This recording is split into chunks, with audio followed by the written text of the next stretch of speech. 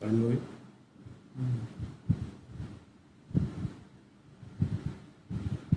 क्या हो गया?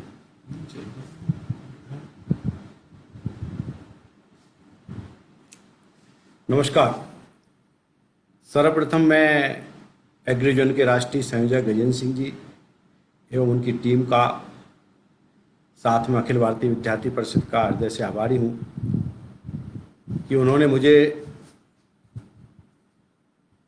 एग्रीविजन के इस फेसबुक पेज पर विषय रखने के लिए अवसर दिया। साथ में मित्रों, मैं आप सभी एग्रीविजन के से जुड़े सभी छात्र छात्राएं, पशु चिकित्सा विज्ञान के छात्र छात्राएं, कृषि के, डेयरी, मत्स्य एवं साथ में प्राध्यापक, वैज्ञानिक, अन्य पशुपालक, किसान, जो भी मित्र आज इस कार्यक्रम में भाग ले रहे हैं, सबका अभिनंदन करता हूं, स्वागत करता हूं, वंदन करता हूं।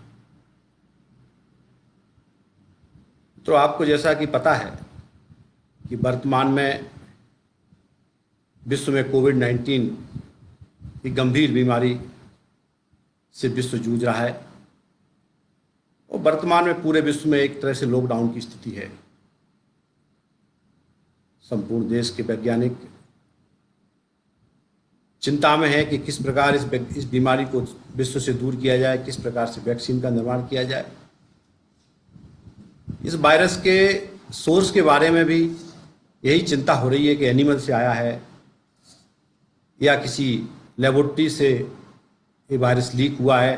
अन्य कई प्रकार के तथ्य दिए जा रहे हैं, लेकिन हमारे देश, विश्व के सभी वैज्ञानिक इस पर अभी काम कर रहे हैं। आने वाले समय में मुझे लगता है इसमें मानव जाति के लिए बहुत जल्दी खुशखबरी होगी, हम इस पर नियंत्रण पा लेंगे।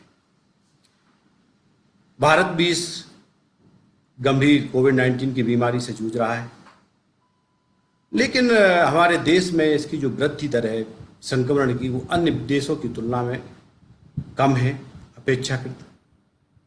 उसका एक कारण है कि हमारे देश का जो वर्तमान नेतृत्व है, यशस्वी प्रधानमंत्री जी के नेतृत्व में,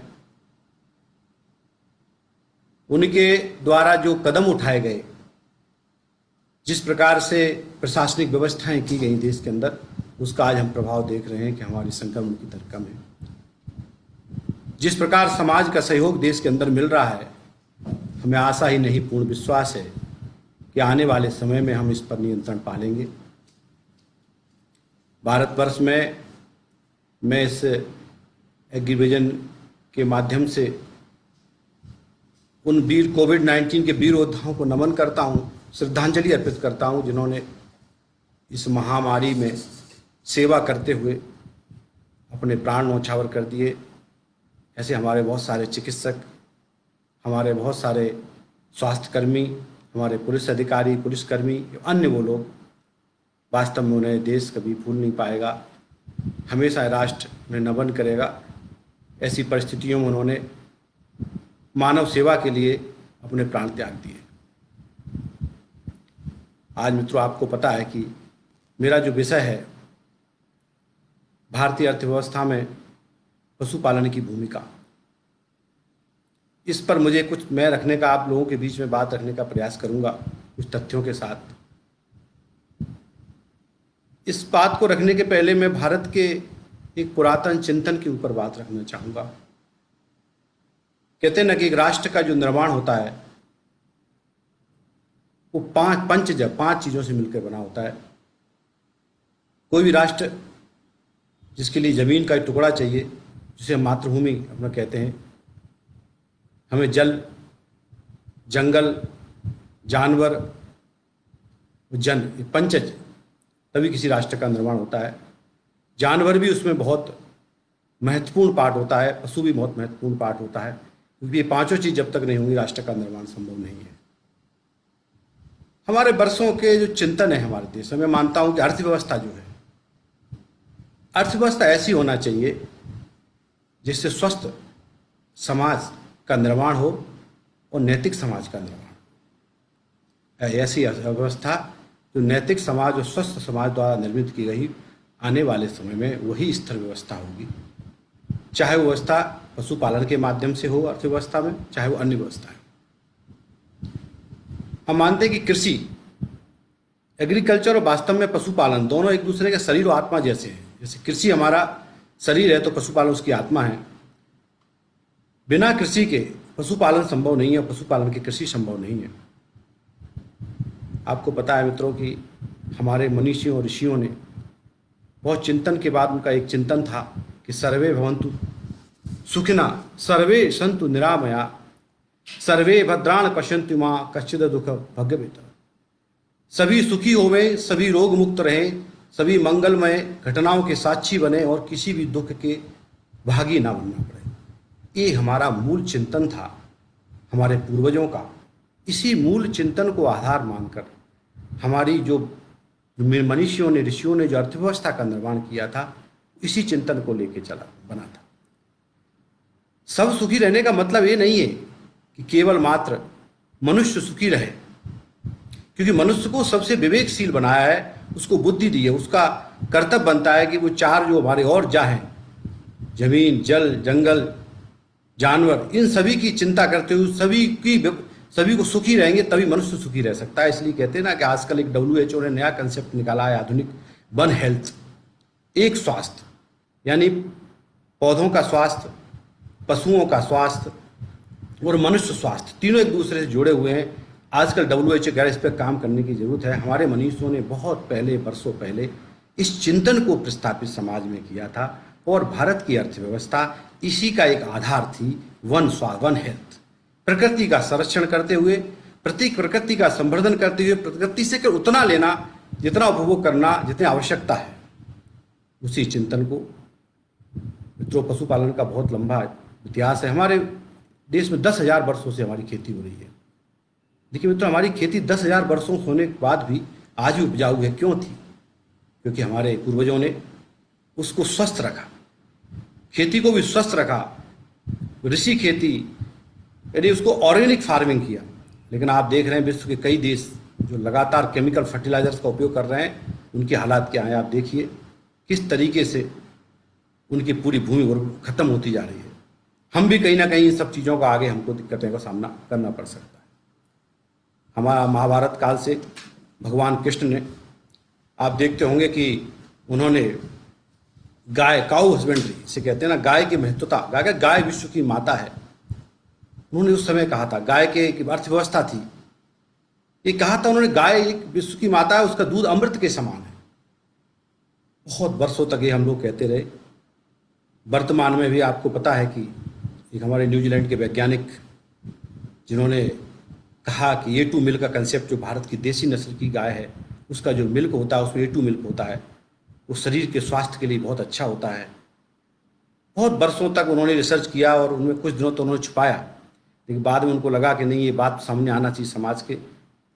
और आज आप देख रहे हैं कि हमारे पशु चिकित्सा के जो वैज्ञानिक हैं, A2 मिल्क पर कितना हमारा, इसका मतलब हमारे हजारों वर्ष पूर्व हमारे जो ऋषि मुनियों ने कही थी, जो हमारी ब्रीड थी, हमारे भारत की डाइवर्सिटी थी काऊ की, जो हमारी गाय की 35 ब्रीडें थी, उनका दूध अमृत के समान था। ये सिद्ध करता है कहीं ना कहीं हमारे पूर्वजों के द्वारा जो बातें कही गई थी, आज आधुनिक विज्ञान के द्वारा भी उस पर जो रिसर्च हो रहा है उससे बातें सिद्ध हो रही हैं। इससे लगता है कि वास्तव में पशु, हमारी गाय है, दूध है, स्वास्थ्य के लिए कितना महत्वपूर्ण है। हम देखते थे कि साहलिहोत्र जो वर्षों 2020 से पहले उन्होंने पशु चिकित्सा पे बहुत किताबें लिखी हैं। महाभारत में नकुल और सहदेव जो कि हॉर्स के बारे में बहुत चिकित्सक माने जाते थे, हॉर्स हस्बेंड्री, यानी प्राचीन काल में उसी राष्ट्र को समृद्ध माना जाता था जिस राज्य में पशुपालन समृद्ध होता था। आपको पता है कि पहले जिसके पास सबसे ज़्यादा पशु होते थे, क्योंकि पशुपालन ही मेन एक्चुअली व्यवसाय होता था, उससे हमारा फूड सिक्योरिटी, खाद्य पदार्थ भी मिलते थे हमको, साथ में हमको परिवहन का काम घोड़ों के द्वारा होता था, बड़े बड़े युद्धों में हाथी घोड़ों का उपयोग होता था। नहीं, यानी उस वक्त आप देख रहे होंगे द्रोणाचार्य ने एक गाय राजा द्रुपद से मांगी थी। वास्तव में उस वक्त वो गाय जिसके पास रहती थी वो बहुत धनी माना जाता था। यानी हमारी एक समृद्धशाली व्यवस्था थी। हमारे भारत में पशुपालन, कृषि को हमेशा सर्वोच्च स्थान दिया गया, यानी भारत को कृषि की आत्मा कहा गया। आज भी हम जब भी कभी देखते हैं तो प्राचीन काल में भारत के बारे में, जो भारत में जो लोग आए बाहर से, विदेशी जिन्होंने यात्रा की, उन्होंने कई लोगों ने अपनी आत्मकथाओं में वर्णन किया कि वास्तव में भारत की व्यवस्था कैसी थी। एक चीनी यात्री भारत आए थे, चाणक्य के काल में, चंद्रगुप्त का जब काल था, तो उन्होंने उस काल के बारे में वर्णन किया है। उन्होंने एक अपने प्रसंग में लिखा है कि भारत में समाज बहुत नैतिकतावादी था। एक किसान ने दूसरे किसान को एक जमीन बेची। दूसरे किसान को जमीन जब उसने बेची, तो जिस किसान को जमीन बेची, जब वो हल चला रहा था तो उसमें उसको सोना मिला। तो उसने देखा कि सोना मिला, तो वो सोना लेके उस किसान के पास गया जिस किसान ने जमीन बेची थी। उससे कहा कि भाई ये आपका है, मेरा नहीं है, क्योंकि आपसे मैंने जमीन क्रय किया था, ये सोना क्रय नहीं किया था। इस भूमि में जो भी निकला वो आपका अधिकार है। उस किसान ने कहा नहीं, मैं तो आपको जमीन बेच चुका हूं, मेरा उस पर कोई अधिकार नहीं।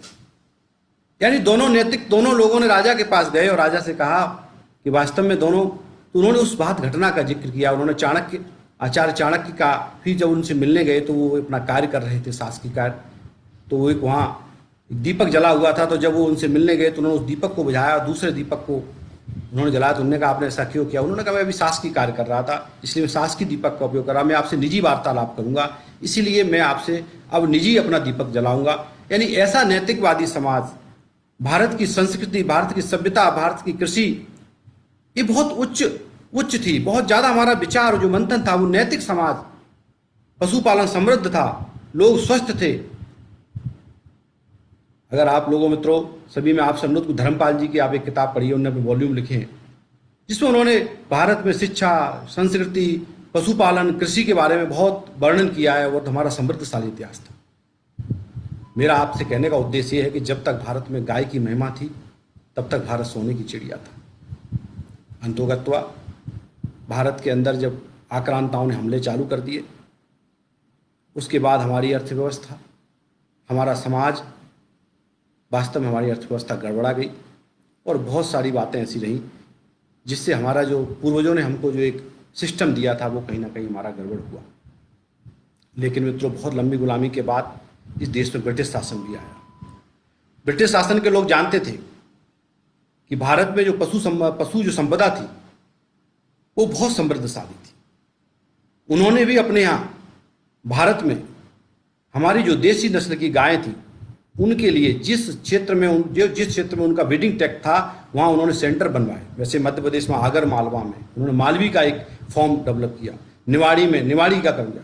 यानी देश में उन्होंने कई इस प्रकार के सेंटर, वो पता था कि इनके जो बैल हैं, ये जो गाय है, यहाँ का जो पशु है, ये वास्तव में बहुत बायोडाइवर्सिटी, बहुत समृद्धशाली है।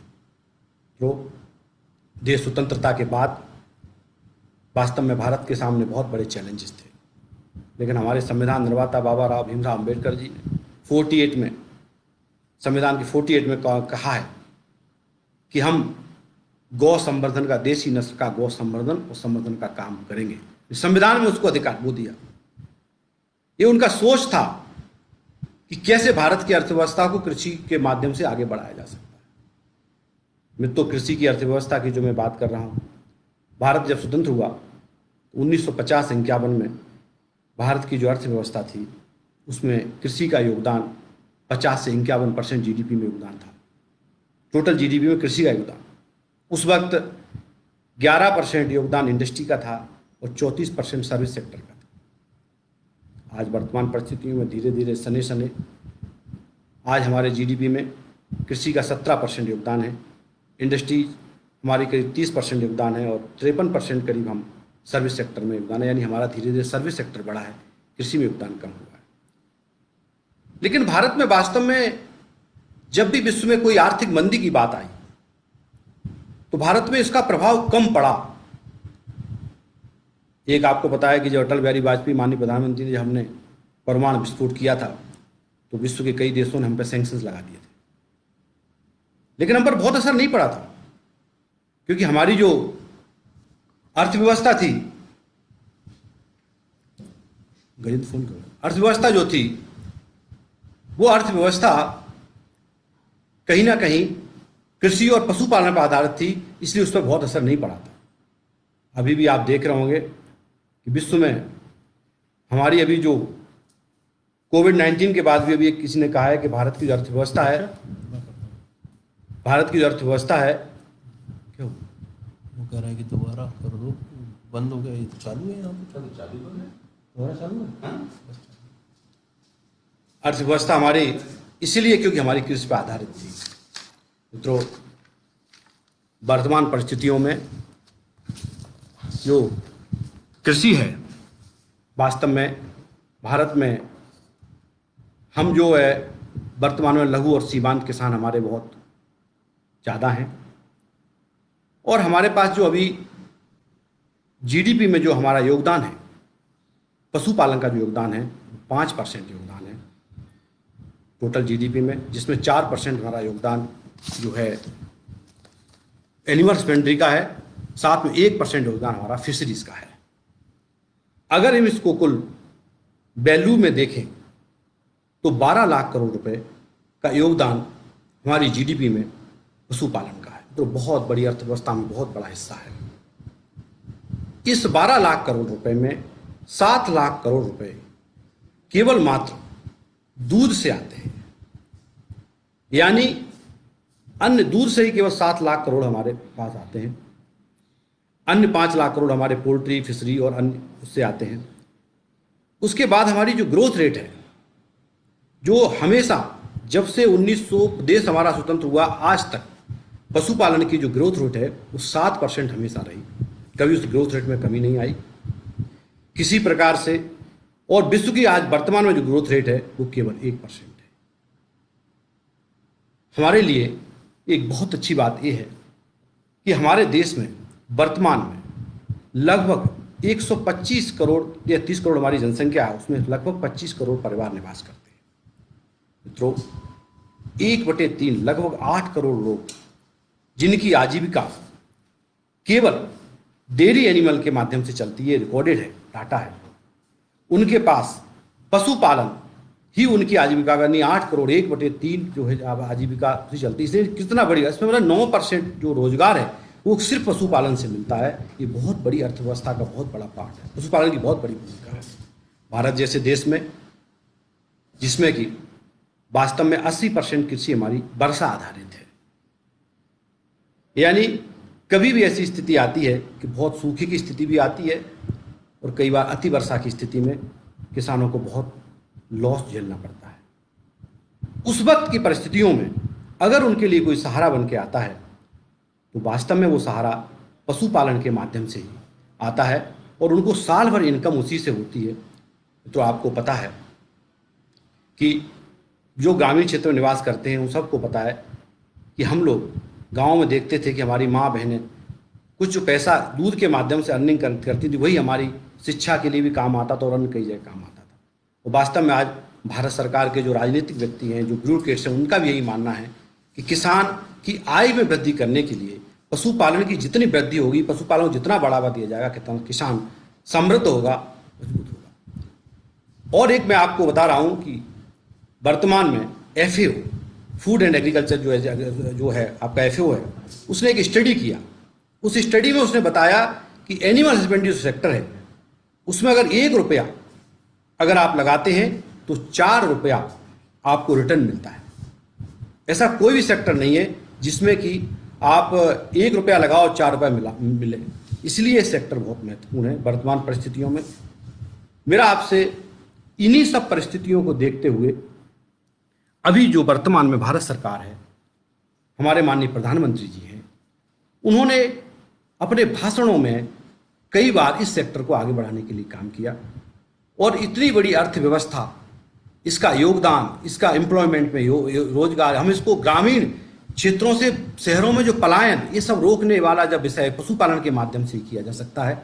इसीलिए माननीय प्रधानमंत्री जी ने एक निर्णय लिया कि 10 जून 2019 को उन्होंने एनिमल हस्बेंड्री, डेयरी और फिशरीज मिनिस्ट्री का गठन किया अलग से, और उन्होंने उसमें एक कैबिनेट मंत्री और 2 राज्य मंत्री बनाए। मित्रों, जो हमारे कैबिनेट मंत्री हैं वर्तमान में आदरणीय गिरिराज सिंह जी, उनका भी इस विषय पर बहुत पकड़ है। वो भी किसानों की आय वृद्धि कैसे हो पशुपालन के माध्यम से, उनका दिन रात प्रयास रहता है। हमारे डॉक्टर संजीव बालियान जी कृषि राज्य मंत्री हैं, उनका भी, वो खुद स्वयं पशु चिकित्सक हैं, वो भी इस पर बहुत तेजी से काम कर रहे हैं। दूसरा, हमारे जो फिशरी मिनिस्टर हैं वो फिशरीज पे उनका बहुत अच्छा काम है, वास्तव में इस सेक्टर पर प्रधानमंत्री जी का भी हमारा ये फोकस है। उन्होंने अपनी प्रथम बैठक में नीति आयोग के सेक्रेटरी के सामने कहा था कि मेरे इस देश में इस सेक्टर को आगे बढ़ाने के लिए 4 इश्यूज उन्होंने आगे बढ़ाए थे वैज्ञानिकों के सामने, हमारे ब्यूरोक्रेट्स के सामने। एक तो डेयरी सेक्टर को, दूसरा फिशरी सेक्टर को, पोल्ट्री सेक्टर को, और चौथा हॉर्टिकल्चर, फलों सब्जी। इन 4 सेक्टर को हमें बहुत तेजी से आगे बढ़ाना होगा, तब हम किसानों की आय दोगुनी कर सकते हैं। क्योंकि भारत में आज जो वर्तमान परिस्थितियां हैं, विश्व की जो परिस्थितियां हैं, उसमें किसानों की आय बढ़ाने के लिए हमारे सामने एक बहुत बड़ा चैलेंज है, जिसमें पशुपालन की बहुत भूमिका है। मित्रों, मैं आपको एक बात और बताना चाहूंगा कि इस प्रकार का जो प्रधानमंत्री का आह्वान है देश के अंदर, वास्तव में उसमें हम जितने भी पशु चिकित्सक हैं, वैज्ञानिक हैं, चिकित्सक हैं, सभी को उस मिशन में लग जाना चाहिए। क्योंकि हमारे लिए एक बहुत बड़ा चैलेंज है। इस देश को समृद्धशाली बनाना है, इसको अच्छा राष्ट्र बनाना है। किसानों को, अगर हम किसान और पशुपालकों को आय दोगुनी कर देंगे, स्वस्थ कृषि भी हमारी इससे होगी, इससे बहुत फायदा होगा। मैं आपको एक घटना बताता हूँ। जब कभी देश के अंदर जब देश स्वतंत्र हुआ, उस वक्त से ही किसानों, पशुपालकों की समस्याएं रही हैं। मैं आपको एक विषय की ओर इंगित करना चाहता हूँ। जब देश स्वतंत्र हुआ तो 1948 में का समय था। हमारे देश के प्रथम गृह मंत्री आदरणीय सरदार वल्लभ भाई पटेल जी गृह मंत्री थे, और गुजरात में उनके पास कुछ पशुपालक उनसे मिलने आए, और कुछ पशुपालकों ने कहा कि पटेल साहब, हम जो दूध पैदा करते हैं उस वक्त उसका उचित मूल्य उनको नहीं मिलता है। देश में कोई ऐसी व्यवस्था लागू करिए जिससे हमको उचित मूल्य मिल सका। उस वक्त बंबई के कुछ व्यापारी थे, वो उनसे दूध लेते थे, लेकिन उनका वो उचित मूल्य उनको नहीं मिलता था। बड़ा चिंतनीय विषय था। वल्लभ भाई पटेल देश के किसान नेता थे। किसानों की देश ताज़ा स्वतंत्र हुआ था, बहुत सारे चैलेंजेस थे, फिर भी उन्होंने उस वक्त त्रिभुवनदास पटेल उनको बुलाया और उनसे कहा कि आप एक ऐसी देश में कोऑपरेटिव व्यवस्था लाइए जिसमें किसानों को उचित मूल्य मिल सके, और कहीं ना कहीं उनको जो उनका एक विकास हो सके, विकसित हो सके। और उस चैलेंज को उस वक्त त्रिभुवनदास पटेल ने स्वीकार किया। गुजरात में एक कोऑपरेटिव, एक बंदेरी नाम से एक स्थान है, आनंद, वहाँ उन्होंने स्टार्ट किया। और एक सबसे पहले उन्होंने वो फीड, मतलब आपका जो दूध से क्रीम सेपरेटर की एक मशीन लेके आए वो, और उन्होंने उसको किसानों से लेके वैल्यू एडिशन करके इसको आगे बढ़ाने का प्रयास किया। पहला प्रयास था स्वतंत्रता के बाद देश के। और ये हुआ, आपको पता है कि त्रिभुवनदास पटेल एक बार वर्गीस कुरियन जो डेयरी इंजीनियर थे उनको बुलाया, और जब उन्होंने उन दोनों से बात की, चर्चा की, जब लगा कि वास्तव में इस देश का वल्लभ भाई पटेल का जो विजन था, त्रिभुवनदास पटेल का जो विजन था कि देश में हम कैसे किसानों को उचित मूल्य दिला सकें, इसके लिए वो उन्हीं के साथ काम करने के लिए वर्गीस कुरियन वहीं रुक गए। और आप देखते होंगे उस मूवमेंट को, कोऑपरेटिव जो मूवमेंट था अमूल का देश के अंदर, आज आप देख रहे हैं कि वो कहाँ पहुँच गया। मैं उसमें बहुत सारी बातें आपको बताना चाहता हूँ। एक समय ऐसा था, पशु चिकित्सकों की भूमिका भी उसमें बहुत सराहनीय थी। उस वक्त अमूल का जो सिस्टम था उसमें वायरलेस हुआ करती थी डॉक्टर के पास। जब भी किसी किसान की सूचना जाती थी कि हमारा पशु बीमार है, तो डॉक्टर को वायरलेस से सूचना मिलती थी, और वो जाता था उस किसान के पास और जाके ट्रीटमेंट करता था, उसको समझाता था, जो भी सुविधाएं उसको देते थे। धीरे धीरे आप देखो मित्रों, आज भारत में अमूल कोऑपरेटिव का 35,000 करोड़ का टर्नओवर है। आज उनके कई product, value addition, value creation, diversified, कितने उनके प्रोडक्ट्स हैं। आज देखिए उसका किसानों को फायदा मिल रहा है। लेकिन उसमें एक प्रावधान था कि 75% किसानों को उसका फायदा मिलना चाहिए, उसकी जो प्रॉफिट है उसका उनको मिलना चाहिए। आज 18,000 village, 2.3 crore union, 2.3 crore milk daily collection है। और सबसे बड़ी बात है जो हमारे प्रधानमंत्री कहते हैं कि वुमेन एम्पावरमेंट, महिला सशक्तिकरण। आप देख रहे हैं कितना बड़ा महिला सशक्तिकरण हुआ है देश के अंदर, पूरा काम महिलाएं देख रही हैं। आप देखते होंगे कि 35 लाख किसान जुड़े हुए, परिवार जुड़े हुए, यानी कुल मिला के भारत में एक सक्सेसफुल मॉडल है। इसके साथ प्राइवेट प्लेयर्स भी इसमें काम कर रहे हैं, लेकिन मेरा ये मानना है कर्नाटक में भी इसका प्रयोग हुआ, उत्तर प्रदेश राज्य ने भी प्रयास चालू किए हैं, हमारे मध्य प्रदेश में भी इस कोऑपरेटिव सिस्टम को आगे बढ़ाने का प्रयास करना चाहिए। क्योंकि हमारे लिए सबसे बड़ी समस्या है कि किसानों को फॉरवर्ड लिंकेज उनको उनकी दूध का उचित मूल्य मिले, उनके बाई प्रोडक्ट का उचित मूल्य मिले, साथ में उनको वैल्यू एडिशन दूध का हो, डाइवर्सिफिकेशन हो प्रोडक्ट के, क्या नाम, जैसे 100 प्रकार के दही बनते हैं, कई प्रकार की चीजें बने, उससे उनका सीधा फायदा किसान को हो, जिससे कि उसकी आजीविका में वृद्धि हो और पशुपालन में वृद्धि हो। आज भारत में विश्व की बहुत बड़ी ताकत है। भारत टोटल जो दुग्ध उत्पादन है उसमें 22% वर्ल्ड का 22% खुद पैदा करता है। भारत के पास पशुधन, अपार पशुधन है। आज भारत के अंदर टोटल 53 करोड़ बोवाइन पॉपुलेशन है, यानी 2.5 व्यक्ति आदमियों के पीछे एक पशु है। हमारे पास 19 करोड़ कैटल, गौवंशी भैंस, 10 करोड़ भैंस, जिसमें हम प्रथम दूसरे स्थान पर हैं कैटल में विश्व में। भैंसवंशी पशु हमारे पास, जिसमें हम प्रथम स्थान पर हैं। हमारे पास 14 करोड़ बकरियां हैं, जिसमें दूसरे स्थान पर हैं। हमारे पास 7 करोड़ भेड़ें हैं।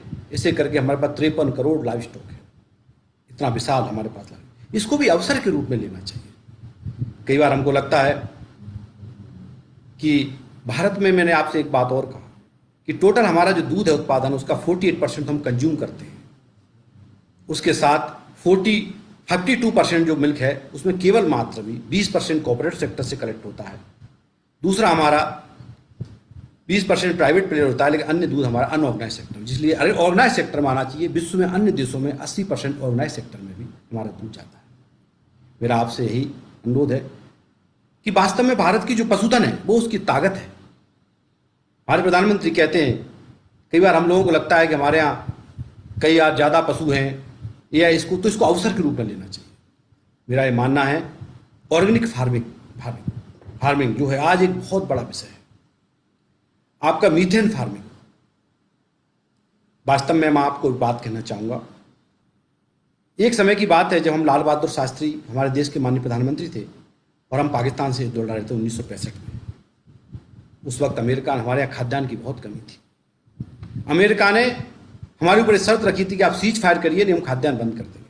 उस वक्त मजबूरन हमारे प्रधानमंत्री ने आह्वान किया था कि चूंकि हमारे पास खाद्यान्न की कमी है, इसलिए हम एक दिन व्रत करेंगे, क्योंकि हमारे पास खाद्यान्न की कमी थी। अमेरिका ने उस वक्त, हमारे पास खाद्यान्न हम आयात करते थे अमेरिका से। ये परिस्थितियां क्यों निर्मित हुई? ये परिस्थितियां आगे निर्मित ना हो, ये भी चिंता करनी चाहिए। आज हमारा जो फॉरेन रिजर्व है, जो विदेशी मुद्रा है, वो सबसे ज्यादा किस में खर्च होता है? सबसे ज्यादा होता है हमारा पेट्रोलियम पदार्थों, केमिकल फर्टिलाइजर्स में। अब इसको कल को ऐसी परिस्थितियां भी बन सकती हैं कि हम इसको कैसे करें। हमें ऑर्गेनिक, हमारे खाद, गोबर और यूरिन का उपयोग करना चाहिए, जैसा माननीय हमारे प्रधानमंत्री जी कहते हैं। इससे खेती भी स्वस्थ होगी, हेल्थ भी स्वस्थ होगी, मनुष्य का हेल्थ भी ठीक। दूसरा, अनकन्वेंशनल एनर्जी, हमें ऊर्जा, हमें गोबर और गौमूत्र और इसे ऊर्जा, जो ऊर्जा का भी प्रयोग करना चाहिए और अधिक से अधिक इस ऊर्जा पर जाना चाहिए। बहुत सारे देश में प्रयोग हो रहे हैं।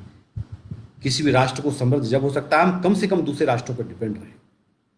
कल को हो सकता है कि हमको इस प्रकार की परिस्थितियों का सामना करना पड़े कि हमको पेट्रोलियम पदार्थों के लिए दिक्कतों का सामना, इसलिए हम अपनी कोई व्यवस्था हमारे पास होनी चाहिए। इसलिए पशुधन के माध्यम से हम ऑर्गेनिक फार्मिंग और अनकन्वेंशनल एनर्जी, ऊर्जा को भी पैदा कर सकते हैं। इस पर भी काम करने की जरूरत है। देश में बहुत काम हो रहा है इसके ऊपर और हम सबको बहुत ध्यान देने की जरूरत है। मैंने कहा कि जीडीपी में 12 लाख करोड़ हिस्सा है, लेकिन अगर वास्तव में बैलों के द्वारा जो खेती होती है हमारे यहाँ, जिस एनर्जी को हम बचाते हैं, अगर उसको भी जोड़ दिया जाए तो हमारा जीडीपी में हिस्सा बहुत होता है। ये पशुधन की ताकत है, समृद्ध भारत की ताकत है। मेरे मित्रों जो मुझे सुन रहे हो सकता है उनका वास्ता पशुधन से ना हो। वास्तव में उसकी इकोनॉमी में कितनी महत्वपूर्ण भूमिका है, मैं सब आपको बता रहा हूं। देश में खाद्यान्न क्वालिटी, अभी एक नया विषय है क्लाइमेट चेंज, जिसमें कहते हैं कि क्लाइमेट चेंज में हमारी जो ब्रीड है वही सर्वाइव करेगी, जो इंडिजिनस ब्रीड है। हमारे लिए कितनी बड़ी बात है। हमारे पास तो 35 इंडिजिनस ब्रीड हैं। उन सभी ब्रीड्स का हमें संरक्षण और संवर्धन करना चाहिए। हमारे माननीय प्रधानमंत्री जी भी इस बात को लेकर हमेशा कहते हैं किसानों की आय के लिए हमारा एक लक्ष्य होना चाहिए। पशुपालन के बिना यह संभव नहीं है। अभी मित्रों आपको एक बात बताऊं मैं, हमारे लिए बहुत चिंताएं भी हैं, बहुत सारी। इस क्षेत्र को आगे बढ़ाने के लिए चिंता है। पहली चिंता तो यह है, हमारे पास जो हमारा स्वयं का इंडिजिनस जो कैटल है उसकी प्रोडक्टिविटी हमें बढ़ाना पड़ेगा। आज हम देखते हैं 1850 लीटर प्रति लैक्टेशन हमारा जो है उत्पादन है, विश्व का 2850 लैक्टेशन है। इस पर आगे जाना होगा। और एक बात एकदम स्पष्ट है कि हमें अपने इंडिजीनियस ब्रीड को ही आगे बढ़ाना होगा, सिलेक्टिव ब्रीडिंग पे जाना होगा। मैं आपको एक बात बता दूं, मध्य प्रदेश सरकार ने पूर्व में यहाँ गोपाल पुरस्कार योजना चालू की थी। मैं उस योजना के बारे में बताता हूँ। हमारी इंडिजीनियस ब्रीड की ब्लॉक स्तर से लेके जिला स्तर से, तहसील स्तर से, प्रदेश स्तर पे एक कंपटीशन होता था दूध का, कितना दूध किस हमारे गाय के द्वारा दिया जा रहा है, पशु के द्वारा दिया जा रहा है। उसके बाद उनको पुरस्कार दिया जाता था। ये राष्ट्रीय स्तर पे इस प्रकार की प्रतियोगिता होना चाहिए जिससे कि हमारे पास बेस्ट जर्मप्लाज, इंडिजीनियस ब्रीड का बेस्ट जर्मप्लाज हो और हम उनके नर, उन नरों को हम उनको संरक्षण कर सकें, संवर्धन कर सकें और सिलेक्टिव ब्रीडिंग कर सकें, जिससे हम मित्रों आपको एक बात बताना भूल गया। आज हम कहते हैं कि आयात गिर नस्ल के लिए हम देखने जाते हैं ब्राजील, लेकिन ब्राजील ने क्या किया? 1800 में लगभग वहां से एक सांड हमारे गोडल महाराज ने उनको दिया था। आज वही गिर ब्राजील में कमाल है, 50-40 लीटर दूध दे रही है। क्यों? सिलेक्टिव ब्रीडिंग करके उन्होंने उसको डेवलप किया। कि हम नहीं कर सकते?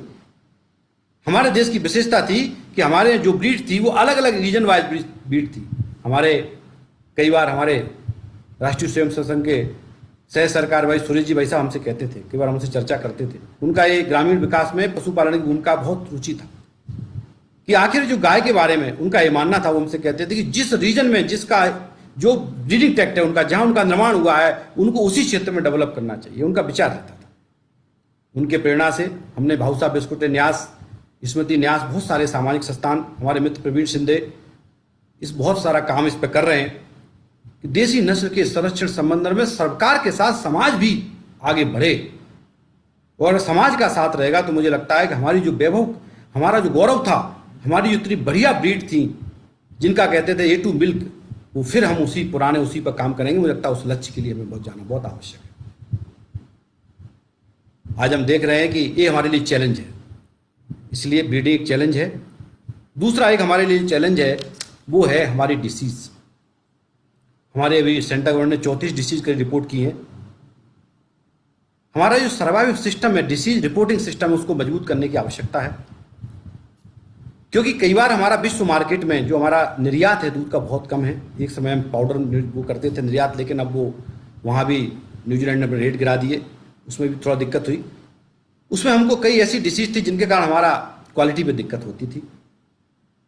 इसलिए उसमें माननीय प्रधानमंत्री जी ने भी एक नया योजना चालू की है कि देश में 3 डिसीज बीमारियों को हम दूर करेंगे, FMD, आपका PPR और ब्रुसेलोसिस, और 13,000 करोड़ का उन्होंने एक पैकेज दिया है, खुद उन्होंने उद्घाटन किया है।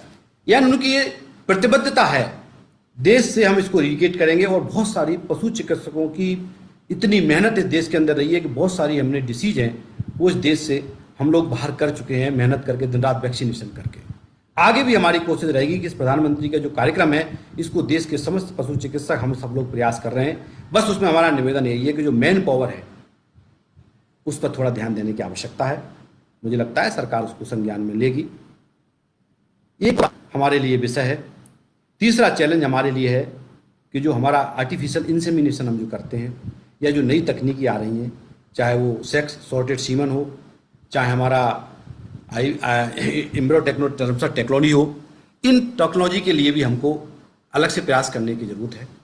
दूसरा हमारे लिए फीडिंग का है कि न्यूट्रिशनल हमें फीड वगैरह भी हमारे पशुओं के लिए, चारागाह जो थे, चूँकि ज़मीनें कम हो गई इसलिए कम होते जा रहे हैं, उस पर भी ध्यान देने की आवश्यकता है। ये हमारे लिए चिंताएं हैं। दूसरा एक बहुत बड़ी चिंता है कि इतनी बड़ी अर्थव्यवस्था को चलाने के लिए वास्तव में हमें मैन पावर की ज़रूरत है। हमें आवश्यकता है कि इतनी बड़ी अर्थव्यवस्था, 12 लाख करोड़ की अर्थव्यवस्था पशुपालन की, इतना 53 करोड़ का पशुधन, 8 करोड़ परिवार देश के जो इस पर डिपेंडेंट हैं, ऐसे किसान जो विपरीत परिस्थितियों में पशुपालन पर डिपेंड रहते हैं, उन सब के लिए एक टेक्निकल मैन पावर जो वेटरनरी डिपार्टमेंट को जरूरत है, उसकी भी आवश्यकता है। वर्तमान में हमारे देश में लगभग मुझे 50 से 52 वेटरनरी कॉलेज हैं, उनमें लगभग 4,000 स्टूडेंट डेली हर साल निकलते हैं प्रतिवर्ष। हमारे 14 यूनिवर्सिटी हैं, बहुत सारी रोग अनुसंधान प्रयोगशाला हैं। लेकिन एक बात मैं यहाँ कहना चाहूँगा कि 1976 में एक कमीशन बैठा था जिसमें ये बात कही गई थी कि 5,000 कैटल, उन्होंने कहा था 5,000 पशुओं पर एक पशु चिकित्सक होना चाहिए। लेकिन आज भारत में मैन पावर की 12,000 कैटल पर लगभग एक पशु चिकित्सक है। मुझे लगता है कि बाद में ICAR ने भी अपनी एक रिपोर्ट प्रकाशित की थी, तो मैन पावर पर भी ध्यान देने की आवश्यकता है। इस फील्ड को अगर बहुत बढ़ाना है आगे और वास्तव में किसानों की आय दुगनी करना है, तो जो इसको मैन पावर लगने वाला है, मुझे लगता है उसकी भी चिंता सरकार करेगी।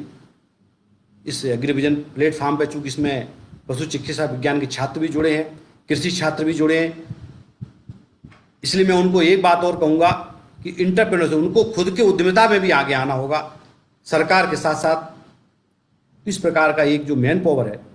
दूसरा एक बहुत बड़ा जो विषय है, जो कोविड-19 का जो आप देख रहे हैं, एक जो विषय आया है उसमें एनिमल हेल्थ भी बहुत बड़ा इशू है। WHO ने अभी कहा है कि 70 जो नई बीमारी मनुष्यों में आ रही हैं उनमें 75% बीमारियां ऐसी हैं जो जूनोटिक हैं, यानी वो बीमारियां पशुओं से मनुष्यों में फैलने वाली हैं। ये बहुत चिंता की विषय है। अगर हमने इनको नहीं रोका तो मनुष्य के लिए बहुत आगे आने वाला समय बहुत कठिन होगा, चिकित्सा विज्ञान के लिए भी बहुत कठिन होगा। इसलिए हम लोगों का एक आग्रह है कि जितनी भी जूनोटिक डिसीज हैं उस पर रिसर्च होना चाहिए, उस पर अनुसंधान होना चाहिए।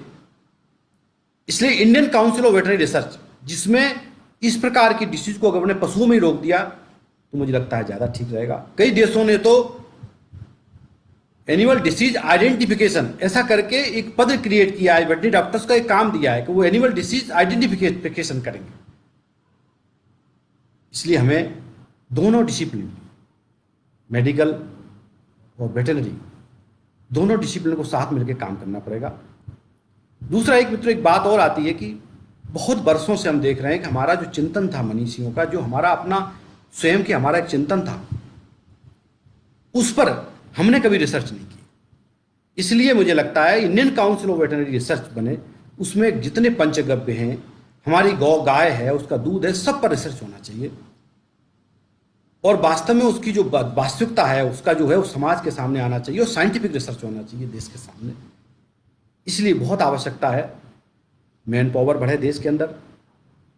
देश के अंदर ICAR का गठन हो और समृद्धशाली भारत अगर बनाना है हमको, तो वास्तव में इस देश की कृषि आत्मा है, पशुपालन आत्मा है।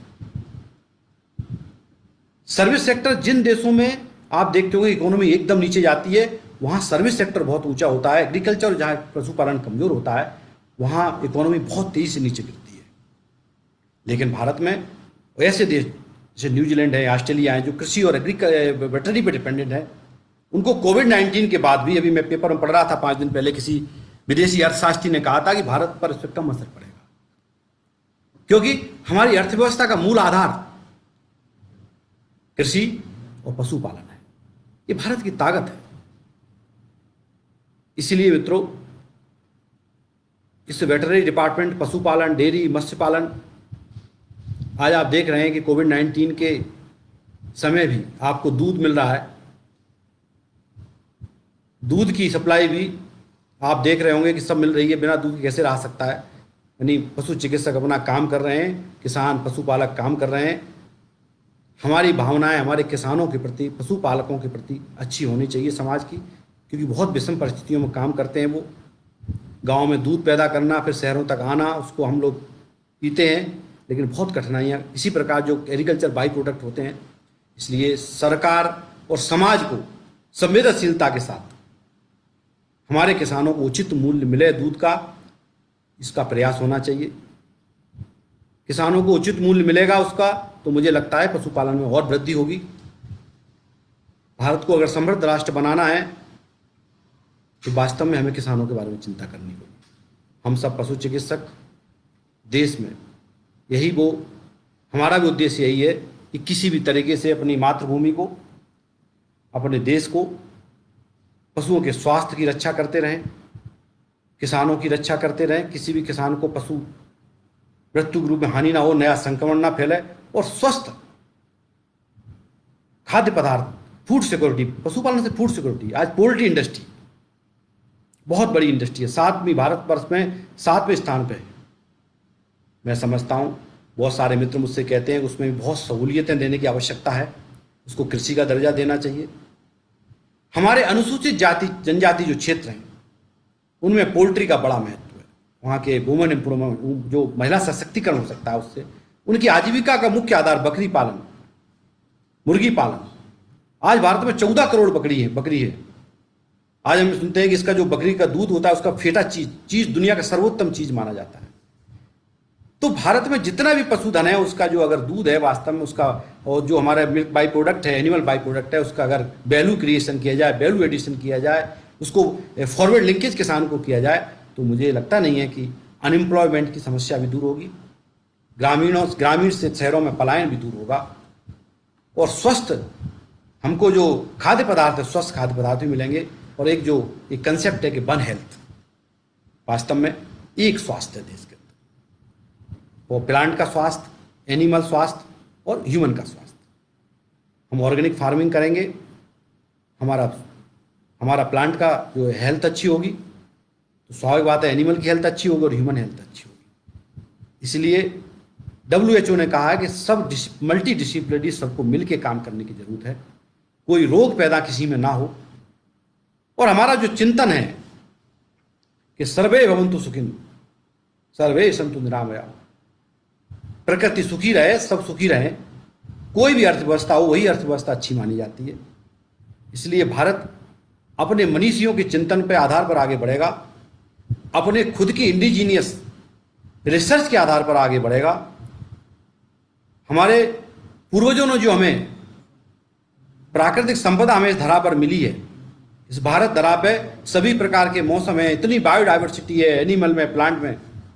अगर हमारे वैज्ञानिक हम अपने देश के हिसाब से, अपने समाज के हिसाब से, अपनी संस्कृति के हिसाब से अगर हम खुद रिसर्च करेंगे, उस पर काम करेंगे, उस तकनीक पर काम करेंगे, वो तकनीक ही हमारे लिए काम आएगी। नहीं तो आज जो आप देख रहे हैं जिस प्रकार से गंभीर महामारी से जूझना पड़ रहा है, विश्व को एक दिन भारत का जो चिंतन था, भारत का जो एक हमारा जो विचार था, उसी विचार को लेकर आगे बढ़ना पड़ेगा।